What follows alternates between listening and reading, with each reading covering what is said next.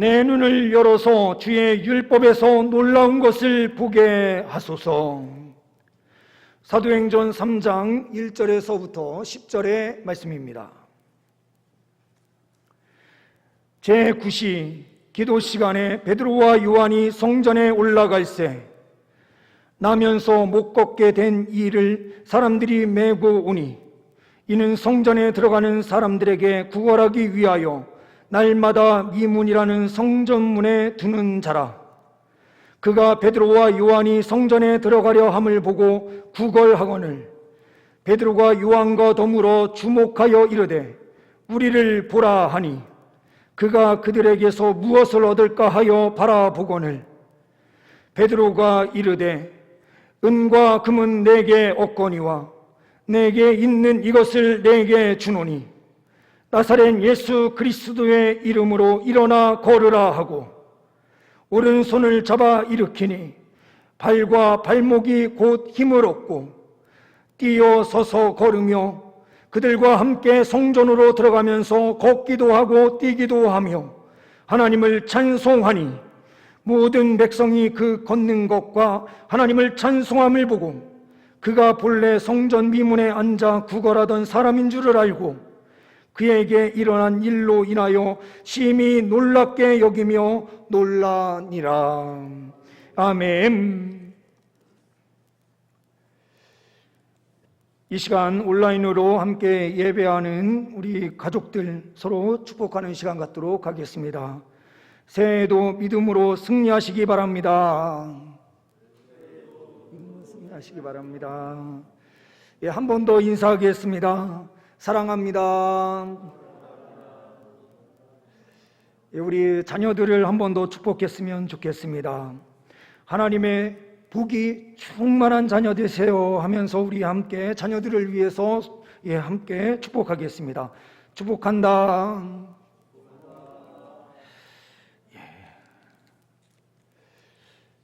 이곳에 또한 함께 예배하는 우리 성도님들과 온라인으로 각 가정에서 예배드리는 온 성도님들, 주님의 복으로 충만한 2021년 한 해가 되시기를 간절히 소망합니다. 오늘 제목이 해피 바이러스라고 하는 제목으로 제목을 달았는데요. 바이러스라는 말 자체가 지금 이 시대에는 좀 좋게 여겨지지 않기 때문에 제목을 잘못 잡았나라는 생각도 좀 하기도 합니다. 그런데 앞에 해피라는 단어가 붙어 있어서 해피 바이러스로 이 코로나19를 다 물리치자라는 의미로 해피 바이러스라고 하는 이 제목을 달아보았습니다. 특별히 사도행전 24장 5절 말씀에 우리가 보니 이 사람은 전염병 같은 자라 전하에 흩어진 유대인을 다 소유하게 하는 자요 나사렛 이단의 우두머리라 라고 하면서 대제사장과 장로의 변호사였던 더둘로가 바울을 그렇게 고소하는 내용이 나타납니다. 바울을 마치 전염병을 퍼뜨리는 자처럼 설명을 했지만 이것은 해피 바이러스였고 세상을 아름답게 만드는 전염병이었습니다. 전혀 다른, 지금 우리가 겪고 있는 코로나19와는 전혀 다른 해피 바이러스인 줄 믿습니다. 우리가 세상에 나아가서 이 해피 바이러스를 막 퍼뜨려서 어둠 가운데 있는 이 세상을 변화시키는 역사가 있기를 간절히 소망합니다. 제가 사역했었던 한 교회에 제가 작년 2부를 담당할 때의 일입니다. 작년 2부는 50세에서 60세 사이에 어르신들의 주일학교입니다. 영유치부부터 시작을 해서 청년부까지 우리는 주일학교 개념으로 생각하지만 원래는 하나님 앞에 서는 그날까지 주일학교, 배우는 학생으로 서야 된다라는 의미가 있는 것 같습니다. 그래서 가장 연세 많으신 그 부서는 소망부라는 이름으로 교육이 매번 11시 예배가 마쳐지면 그 3부 예배 후에 항상 이 교육 시간을 가졌습니다. 제가 작년 2부와 4부를 같은 기간은 아니지만 다른 기간에 한 번은 4부, 한 번은 2부를 담당할 때였습니다. 작년 2부 때에 50세에서 60세 되시는 그 연령대에 있는 한 분이 저에게 와서 이렇게 요청을 하셨습니다. 가까이 아는 사람이 귀신이 들렸는데 목사님 한번 찾아오셔서 기도해 주시면 감사하겠습니다. 그러시는 거예요. 그때 제가 믿음 없는 행동을 했습니다. 그때 제가 담당하는 교구도 아니고 작년 2부를 담당한다 하지만 거의 주일 사역에만 치중되어 있는 것이고 평일에는 교구 사역에 거의 전념을 할 시기이고 그렇게 하도록 되어 있었기 때문에 작년 2부까지 제가 신경을 써야 되나라는 생각도 약간 들기도 하고요. 그러면서 마음 한켠에 귀신 들린 사람한테 기도해 준다라는 것이 어떤 한 부분에서는 이것이 정말 가능한 일일까라는 생각도 들기도 하는 거예요. 그래서 제가 이렇게 이야기를 했습니다. 성도님, 제가 그 일을 잘하는 목사님을 아는데 제가 그 목사님을 소개시켜 드리겠습니다. 그랬더니 이분이 저를 보는 표정이 싹 바뀌시는 거예요. 아니 무슨 이런 목사가 있나라는 생각을 하신 것 같아요. 지금 담임 목사가 돼서 그것을 다시 생각을 해보게 됩니다. 그때 이후에 사역을 하면서 그 생각이 떠나지 않습니다. 다른 교회 가서 사역할 때에도 그 생각이 계속 머릿속에 남았습니다. 지금 말씀을 준비하면서도 그 생각이 많이 들어요. 제가 얼마나 영혼에 대한 뜨거운 마음이 없었는지, 한 사람 한 사람을 귀하게 여기지 못한 그 어리석음의 사역을 했는지 다시 한번 저의 삶을 되돌아보게 됩니다. 귀신을 쫓아낼 수 있느냐 없느냐가 중요한 것이 아닙니다. 사역자는 하나님께서 하실 일에 대한 확신을 갖는 것이 중요합니다. 한 영혼을 위해서 간절히 기도해 주는 것이 중요합니다. 그것이 치료되느냐 치료되지 않느냐는 하나님 손에 달려있는 것입니다. 하나님께서 고치시려고 하시면 얼마든지 고치시는 것이고 하나님의 뜻이 그 가운데 더 두는 것이면 아무리 우리가 기도해도 할 수 없는 일이에요. 그러나 우리에게 맡겨진 그 자리에서는 믿음을 가지고 하나님께서 치료하실 것에 대한 확신을 가지고 그들을 위하여 뜨겁게 기도하는 것이 사명자의 의무이고 책임이에요. 저는 그 일을 하지 못했습니다. 다른 사람에게 그 영혼을 넘겨주려고 했습니다. 그러나 이 모습이 저의 모습뿐만이 아니라 한국교회의 전체의 모습이 되어버린 것이 아닌가라는 생각을 하게 됩니다. 오늘 제 9시에 나면서 못 걷게 된 한 사람이 나옵니다. 이 한 사람은 나면서부터 못 걷는 사람이었습니다. 뱃속에서부터 한 번도 태어나면서 걸어본 적이 없는 그 사람이었습니다. 어떻게 보면 그 사람의 책임도 아닙니다. 태어나면서부터 그렇게 되었기에 이것은 하나님의 어떠한 뜻이 분명하게 존재하는 것입니다. 이 사람은 또한 다른 사람의 도움이 없이는 아무것도 할 수 없는 사람입니다. 그런데 다른 모든 사람들은 이 사람을 포기하고 돌아볼 생각을 전혀 하지 않은 것입니다. 그는 다리를 못 쓰니 구걸하는 자리에 있어야만 했습니다. 그 구걸하는 그 자리에 있는 그 사람에게 찾아가서 그를 긍휼히 여겨주는 사람은 없습니다.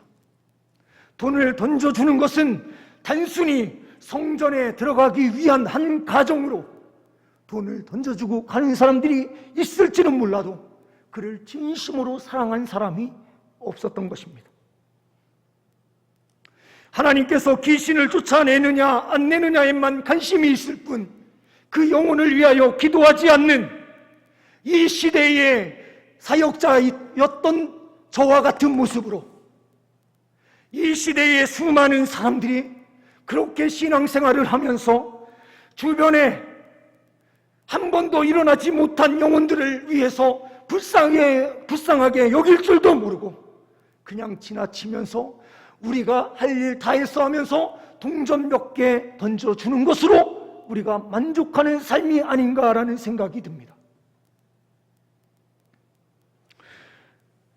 이 한 사람은 미문에 앉아 있습니다. 이 미문은 고린도의 황동으로 만들어진 아름다운 동쪽에 있었던 성전에 들어가는 아름다운 문이었습니다. 그래서 이것을 번역할 때에 뷰티풀 게이트라고 하는 명칭을 사람들이 달았습니다. 아름다운 문 앞에, 그리고 성전에 한 걸음만 들어가면 성전에서 하나님의 은혜를 받아 누릴 수 있는 장소, 그러나 그 한 자리도 나아갈 수 없는, 한 걸음도 나아갈 수 없는 그에게 그 누구도 관심을 갖지 않았던 것입니다. 제9시, 이것은 오후 3시입니다. 이 오후 3시의 기도는 유대인들이 마지막으로 기도하는 것입니다. 그날의 마지막 기도 시간이에요. 이때에 기도하고 나와서 조금 일을 돌아보다 보면 벌써 밤이 되는 시간입니다. 밤이 되면 다음 날이 시작되는 겁니다. 유대인들의 시간 개념은 우리와 달라서 그들은 해가 떨어지는 그 순간부터 다음 날로 들어가는 겁니다. 그날의 마지막 타임, 기도하는 시간이 3시, 6시, 9시로 최소한 3번 이상 잠자리에서 기도하는 시간까지 4번을 기도하는 유대인들의 기도 습관, 이것을 볼 때에 그 시간은 마지막 시간 가까이 와 있었던 것입니다. 그때에 베드로와 요한은 성전으로 들어가면서 이 처음부터 나면서부터 한 번도 걸어오지 못한 사람을 만나요. 무슨 이유인지는 정확하게 모르겠습니다. 이 한 사람이 베드로와 요한에게 집중하면서 그들이 지나갈 때에 무엇인가 얻을까 하여 구걸하기 시작합니다. 어떤 사람은 이야기할 때에 이 사람들이 아름다운 좋은 옷감으로 옷을 입고 있었기에 부자인지 딱 봐도 알아서 이 구걸하는 사람이 그 자리에서 베드로와 요한을 보고 구걸했을 것이다 라고 말하지만, 초대 교회의 사도들은 그러한 부요함의 삶을 살지 않았습니다.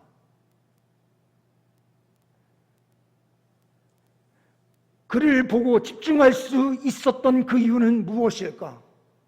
남들과 다른 얼굴빛이 분명하게 있었기 때문일 것입니다. 성령 충만함을 얻었고요, 하나님 앞에 기도하러 가기 위하여 그들은 마음이 설레며 하나님 앞에 감사함으로 그 자리로 나아가고 있었던 사람이기에 다른 사람의 모습과는 완전히 달랐을 것입니다. 유대인들의 기도와 사도들의 기도는 완전히 다릅니다. 예수 그리스도를 통하여 하나님을 만나는 사람과 예수 그리스도 없이 하나님 앞에 나아가는 자는 완전히 그 차원 자체가 다른 기도로 나아갔을 것입니다. 성령의 은혜 역시도 예수 그리스도를 믿는 이 두 사도들에게 강권적으로 임하시는 역사로 함께 하셨을 것입니다. 그것을 보자마자 이 구걸하는 사람은 구걸을 시작합니다. 이때에 베드로와 요한이 그를 보고 주목하여 우리를 보라라고 말을 합니다. 우리를 보라라고 하는 것은 베드로와 요한을 집중하라는 의미가 아닙니다. 우리 안에 있는 성령, 우리 안에 있는 예수 그리스도를 보라라는 의미예요. 우리가 세상에 나아가서 우리의 연약함을 보라라고 말할 수 없습니다. 우리가 말할 수 있는 것은 우리 안에 있는 예수 그리스도시요 바로 성령의 그 은혜를 우리는 선포하고 전해야 하는 것입니다. 집중해야 될 대상은 우리가 아니라 바로 우리 안에 계신 예수 그리스도입니다. 저는 무엇인가 만들 때에도, 디자인을 어떤 것을 생각할 때에도 웬만하면 눈을 어지럽히는 것은 웬만하면 하지 않으려고 합니다. 강단도 웬만하면 깨끗함을 유지하고 말씀에만 집중하는 강단을 만들고 싶습니다. 또한 저의 부족함이 드러나는 그 시간이 아니라 오직 하나님의 말씀만 드러나는 시간이었으면 좋겠습니다. 오직 우리 교회가 집중하는 것은 다른 것이 아닌 하나님의 말씀이요 예수 그리스도께만 집중했으면 좋겠습니다. 베드로와 요한이 바로 그러한 삶을 살았던 것입니다. 구걸하고 있는 그에게 나를 주목하라라고 했지만 이것은 나를 주목하라는 것이 아니라 우리 안에 있는 예수 그리스도를 주목하라라고 하는 의미에서 주목하게 하였고 그에게 예수 그리스도를 선포합니다. 사도행전 3장 19절 말씀해 보게 되면 많이 몰려든 그 사람들에게 그러므로 너희가 회개하고 돌이켜 너희 죄 없이함을 받으라. 이같이 하면 새롭게 되는 날이 주 앞으로부터 이를 것이요 라고 말씀하고 있습니다. 새롭게 되는 날, 이 새롭게 되는 날이 언제입니까? 예수를 만나면 새롭게 됩니다. 특별히 이 구걸하고 있었던 한 사람에게 예수 그리스도를 증거할 때에 어떤 역사가 이루어집니까? 사도행전 4장 4절 말씀에 가서 보면 말씀을 들은 사람 중에 믿는 자가 많으니 남자의 수가 약 5,000명이나 되었다라고 말씀하고 있습니다.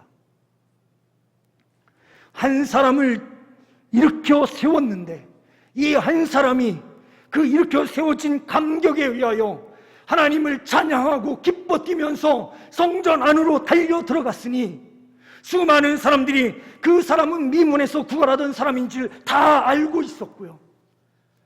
그가 기뻐 뛰는 이유가 도대체 무엇일까? 어떻게 다시 일어날 수 있게 되었나? 여기에 관심을 갖게 됩니다.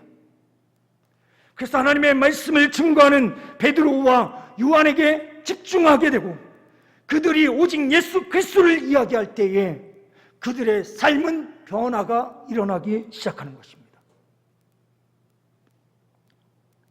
구걸하는 한 사람은 영적으로 대표적인 한 사람을 지칭하는 것입니다.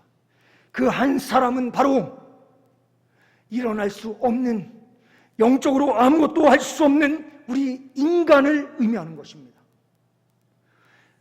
인간을 일으켜 세울 수 있는 유일한 그 길은 다른 곳에 있는 것이 아니라 예수 그리스도의 이름에 있습니다. 그러나 한국 교회는 주저앉아 있는 성전 앞에서 성전으로 들어오지 못하고 그 앞에서 구걸하고 있는 한 사람에게도 우리는 관심을 갖지 않습니다. 예수 그리스도의 이름은 우리에게 사라졌습니다. 마치 귀신 들린 사람을 고칠 수 있느냐 없느냐에만 관심을 갖고 나에게 능력이 있느냐 없느냐에만 관심을 갖다 보니 나의 능력에 초점이 맞춰져 있지 예수 그리스도의 이름에 초점이 없었습니다. 한국교회가 이러한 모습으로 나아가면서 한국교회는 침체의 상황에 계속해서 빠지게 됩니다. 교회는 예수 그리스도를 전할 때에 역사가 일어납니다. 두 사도는 기도하러 올라가는 길이었습니다. 어떤 사람들은 말할지 모릅니다. 그런 유대인의 습관이지 그리스도인의 습관이 아니야. 그리스도의 습관은 달라. 예수만 믿으면 돼 라고 말할지 몰라요. 그러나 베드로와 요한은 그것이 선한 영적인 은혜가 있는 자리라면 그 시간에 얼마든지 기도하러 나아갈 수 있었던 것입니다. 기도하는 그 자리가 우리의 행동으로 구원받는 것이 아니야 라고 말하면서 기도하는 자리를 다 놓아버리고 아무것도 하지 않는 사람은 바로 그 사람이 영적으로 못 걷는 자의 모습으로 있는 것입니다. 은혜를 받을 수 있는 장소라면 예수 그리스도의 이름으로 하나님의 은혜를 받을 수 있는 그곳이라면 다른 것을 전혀 생각하지 않고 달려갈 수 있는 사람에게 하나님의 은혜가 임하는 것입니다. 그 사람들을 통해서 하나님께서는 또한 기적을 일으키십니다. 한국교회는 건물은 화려해졌지만 그 안에 예수 그리스도가 없습니다. 아니 어떻게 그렇게 심한 말을 하십니까? 라고 말할지도 몰라요. 그러나 우리의 모습은 우리가 잘 알아요. 강창원 목사에게도 예수 그리스도가 없었으니 그 귀신 들린 한 영혼을 보지 못하고 다른 사람에게 그 영혼을 넘기는 어처구니 없는 일을 수행하는 그 모습, 이것이 한국교회의 모습이죠. 지금 영혼을 일으켜야 될 교회는 이미 다른 곳으로 다 영혼을 잃어버리고 그들은 방황하면서 예수 그리스도를 만나지 못하고 이단들 안에서 무엇인가 생명력 있는 것처럼 착각하면서 살아가는 사람들이 얼마나 많은 시대입니까? 토마스 아퀴나스는 이렇게 이야기했습니다. 13세기의 사람입니다. 초대교회에는 은과 금은 내게 없지만 내게 있는 것으로 너에게 주노니 곧 나사렛 예수 그리스도의 이름으로 일어나 걸으라 하고 말하는 능력이 있었다. 그러나 오늘 우리의 교회는 금으로 기둥을 만들고 대리석으로 바닥을 깔아 엄청난 하나님의 집을 지었다. 우리의 교회는 땅도 많이 가지고 있고 건물도 가지고 있다. 사람들도 많이 가지고 있다. 이제 우리에게 은과 금은 많다.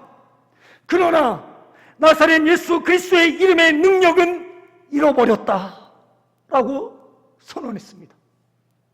700년이 지난 지금 이 시대에 우리 한국교회도 동일한 모습으로 가고 있습니다.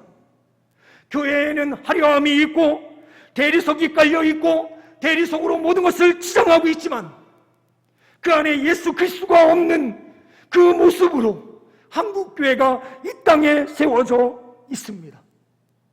기적이 왜 일어나지 않는가?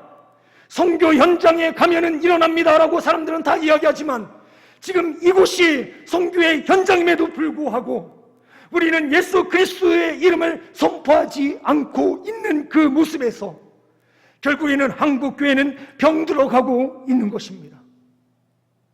코로나19의 질병이 문제가 아닙니다. 우리가 예수를 잃어버린 그 질병 속에서 우리가 마치 생명력 있는 사람인 것처럼 착각하면서 오만한 가운데 하나님 앞에 서 있는 우리의 모습이 가장 큰 문제입니다.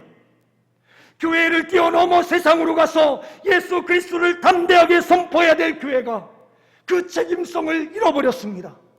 오늘 사도행전 3장은 초대교회가 어떻게 세워졌는지에 대한 설명입니다. 어떻게 영혼을 구원했는지에 대한 설명입니다.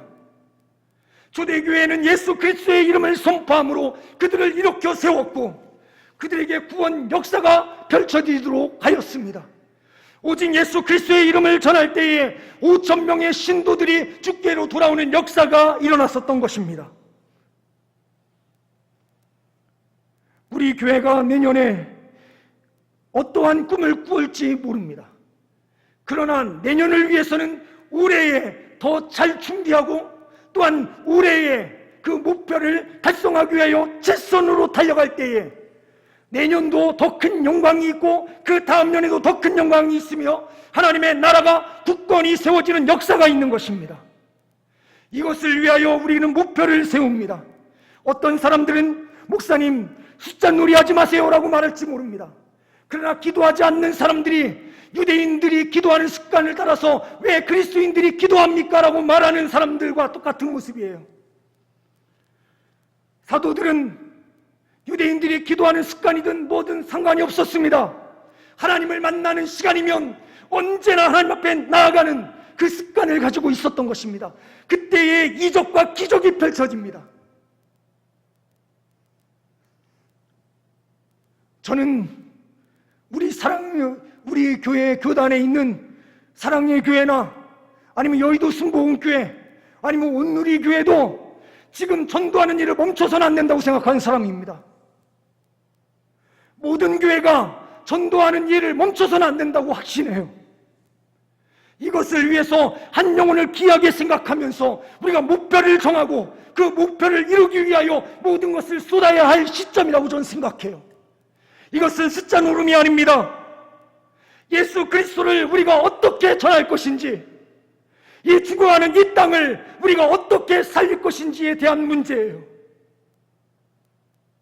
한국교회 성도들은 예수 없는 생활을 하면서 우리가 마치 그리스도인인 것처럼 착각하는 그 삶을 살고 있습니다. 저도 그렇고 우리 모든 성도들이 또한 한국교회가 그렇습니다.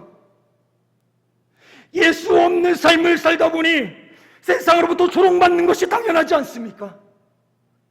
예수 그리스도로 충만한 공동체가 살아있는 교회가 될 수 있습니다. 내년을 기억할 수 있는 교회는 올해 끊임없이 주 예수 그리스도의 복음을 선포하는 교회가 내년도 기억할 수 있는 것입니다. 올해 우리가 포기하면 아무것도 할 수 없습니다. 코로나19 때문에 우리가 아무것도 할 수 없다고요? 전도는 어차피 모르는 사람을 전도하는 것이 아니라 아는 사람을 만나는 거예요. 우리가 아는 사람과 밥 먹으러 가고요, 때로는 커피도 마시고요, 다양한 일을 해요.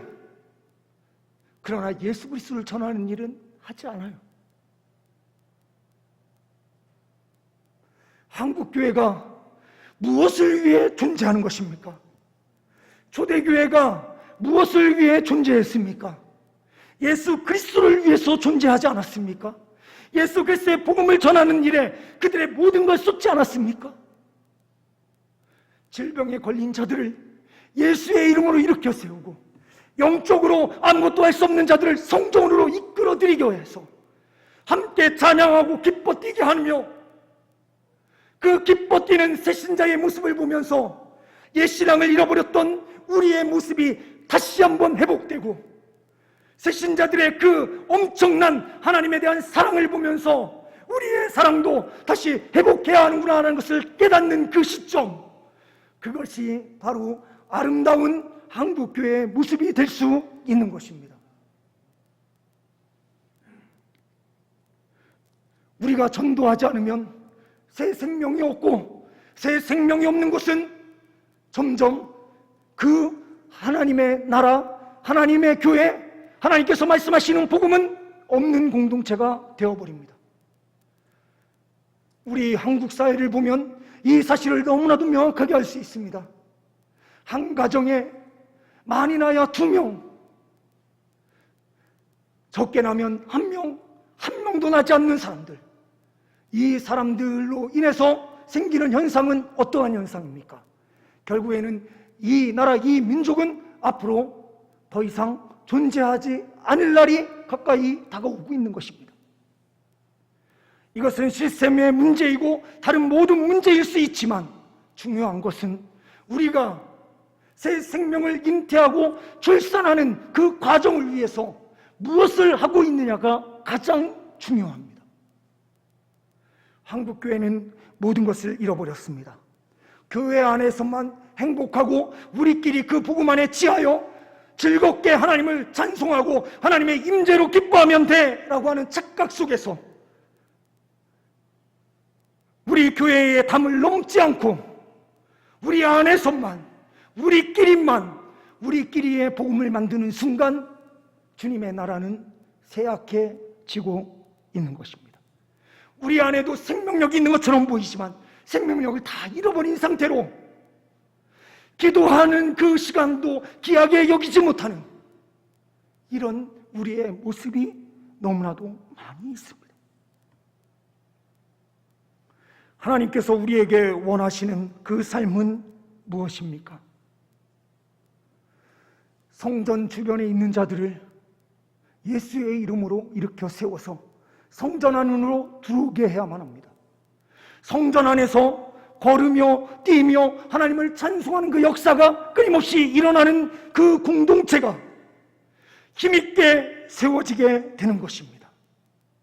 그렇게 힘있게 세워진 초대교회도 복음이 전파되면 전파될수록 한쪽 편은 죽어갔었던 그 이유는 무엇입니까?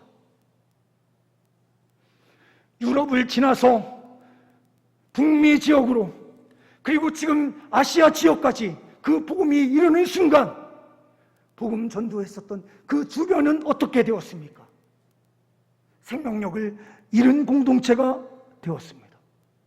우리가 그 길을 답습하기 위한 길로 나아간다면 우리는 망하는 길입니다. 코로나19 상황 속에서도 우리는 가까이 있는 사람들에게 예수 그리스도의 복음을 선포하고 전해야만 합니다. 그 사람들을 주께로 인도해야만 이 땅엔 희망을 찾을 수가 있게 되는 것입니다. 이 땅에 희망을 선포하는 능력의 교회가 될 수 있기를 소망합니다. 2021년 우리가 결단했으면 좋겠습니다. 우리 안에 우리의 능력을 선포하는 것이 아니라 우리 안에 계신 역사하시는 예수 그리스도의 이름만을 담대하게 선포하는 역사가 끊임없이 일어나는 공동체가 될 수 있기를 소망합니다. 이런 주의 백성들을 통하여 우리 교회가 힘있게 일어나고 세상을 아름답게 만드는 그 은혜의 역사가 끊임없이 일어나기를 소망합니다. 결단함으로 나아가시는 우리 모든 주의 백성들 되시기를 간절히 소망합니다. 기도하십니다. 하나님 아버지, 베드로와 요한처럼 오직 우리에게 있는 나사렛 예수 그리스도의 이름을 주기를 원합니다. 예수 그리스도의 이름을 담대히 선포하기를 원합니다. 죽은 자들이 일어나게 하여 주옵소서. 주님의 교회가 생명력 있는 공동체 되게 하시고 주변 일대를 살리는 능력의 교회 되게 하옵소서. 주님께 오직 감사 영광 올려드리오며 우리 주 예수 그리스도의 이름으로 기도하옵나이다. 아멘.